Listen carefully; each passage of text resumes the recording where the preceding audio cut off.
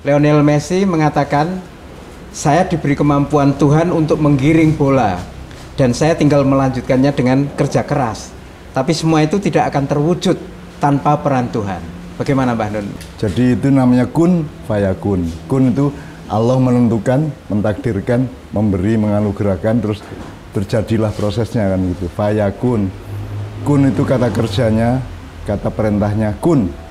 Jadi Messi dikun sama Allah. Kemudian tanggung jawab manusia adalah menerimanya, mengikhlasinya dengan melatihnya, bekerja keras toh. Ya. Kemudian Allah ikut mewujudkan itu kan gitu. Makanya terjadi gol-gol atas asisnya Messi, penaltinya Messi dan seterusnya itu. Jadi itu kesadaran sangat Islami, kesadaran sangat uluhiyah, sangat ilahiyah gitu loh. Jadi dia menemukan peran Tuhan di dalam hidupnya, menemukan Tuhan dalam bahkan di kakinya, di cara dia mengasis atau secara silang dia gol dan itu luar biasa Messi memang gitu. Dan itu menurut Messi itu adalah anugerah Tuhan. Ya. Nah itu dahsyat itu saya kira itu harus kita kasih simpati dan kita tiru dia, enggak apa-apa. Temukanlah pemberian Tuhan dalam hidupmu masing-masing gitu. Ya. Jadi memang sangat banyak hal dalam hidup kita sehari-hari itu yang sebenarnya bukan peran kita. Tapi peran Tuhan gitu ya. Cuman kita kan tidak waspada, kita kurang peka, kurang jeli, kurang waskito, kurang lantip gitu loh. Kita kurang rajin. Kita tuh agak malas untuk meneliti ini sebenarnya peran saya apa peran Tuhan gitu kan. Yeah. Peran saya atau peran di luar diri saya. Bahkan juga jangankan peran Tuhan. Peran medsos saja orang tidak waspada kok. Bahwa seseorang itu mengambil keputusan memfitnah, membuli orang atau ngarani wong atau memahami orang atau menyimpulkan apa-apa itu berdasarkan informasi medsos misalnya gitu ya. Nah itu aja orang juga kurang waspada dan semua aplikasi-aplikasi di internet itu kan memang sangat mengeksploitasi kerapuan manusia, kemalasan manusia dan ketidakbiasaan manusia untuk waspada dan memverifikasi apa yang masuk ke dalam otaknya dan hatinya kan gitu. Yeah. Nah Messi sangat waspada. Messi sangat waspada bahwa bukan Messi pelaku utamanya tapi Tuhan. Kan gitu kan. Bukan Messi pelaku utamanya.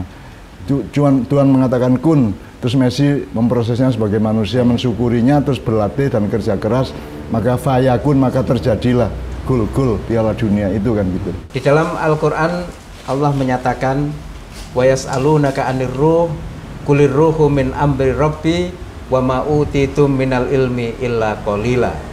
Nah, saya ingin bertanya kepada Mbah Nun tentang bagaimana memahami ayat ini, terutama pada ujung ayat yang dimana Allah menegaskan bahwa Allah itu tidak memberikan ilmu yang dalam tanda petik tentang ruh tadi itu yang disebut pada bagian sebelumnya kecuali sedikit. Bahkan bukan ilmu tentang ruh. Kalau saya memahaminya, ilmu itu tidak bisa menjadi alat untuk memahami ruh. Akal itu tidak bisa menjangkau roh gitu. Jadi nah kamu itu cuma utak-utak di sekitar akal. Nah roh itu min amri rabbi kan gitu kan. Nah terus kemudian kita putus asa, roh nggak usah diurus gitu kan, karena itu urusan Allah itu. Kalau saya enggak, lu makanya deket-deket sama Allah supaya kesawapan kan gitu kan. Supaya kamu, kalaupun kamu tidak tahu secara akal, tapi kamu dilibatkan di dalam dialektika roh yang disebut Allah tadi gitu loh. Makanya kita disuruh takarrub terus, suruh nempel Allah terus, suruh dzikir terus itu supaya kita berada di wilayah yang akal kita tidak mampu. Tapi kita menjalankan itu kan, kita mungkin mengalami sesuatu yang secara rasional kita bingung loh, kok ngene ya, kok aku iso kaya ngene ya. Itu sama dengan seniman mencipta lagu itu, rumangsamu iso po seniman berpikir aku nggak lagu ngene kan ra iso. Pokoknya dia ngelakoni nanti dadi kan. Dadine itu ada kasus roh, bukan kasus akal. Ya, bukan kasus ilmu. Jangankan lagu top. Messi gol pertama. Asisnya Messi kan dari kaki kiri ke sana set. Itu tidak bisa kalau pakai akal, karena kalau akal kan harus ada proses pengukuran lapangan, terus menempatkan sudut sepatunya supaya terus seberapa keras atau seberapa kuat dia ngasih asis atau ngasih umpan itu gitu kan. Itu kalau pakai akal terlambat. Kalau pakai akal selak direbut musuhnya gitu loh. Menurut saya itu keputusan roh. Gitu. Itu kalau kita bilang ya takdir itu Allah yang bikin itu loh. Tapi kan penjelasannya seperti itu. Jadi kita itu kita tidak perlu paham roh.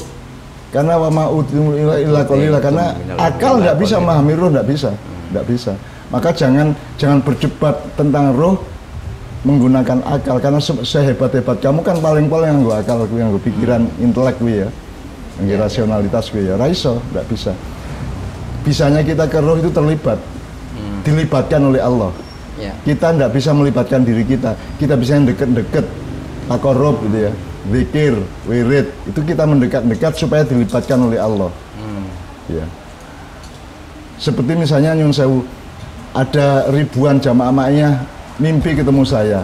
Itu kan bukan saya, itu kan bukan inisiatif saya, dan saya tidak bisa merekayasa bahwa saya masuk ke mimpinya siapapun. Itu kan Allah melibatkan roh saya ke dalam mimpi jamaah ma'iyah gitu ya. Dan jadi itu kan urusannya kan karena kita ini sama-sama mendekat kepada Allah bikin adegan seperti itu. Jadi menurut saya yang qalila itu adalah ilmu roh. Ilmu sama sekali tidak bisa mengerti roh, dan dia bukan alat untuk bisa mengetahui roh.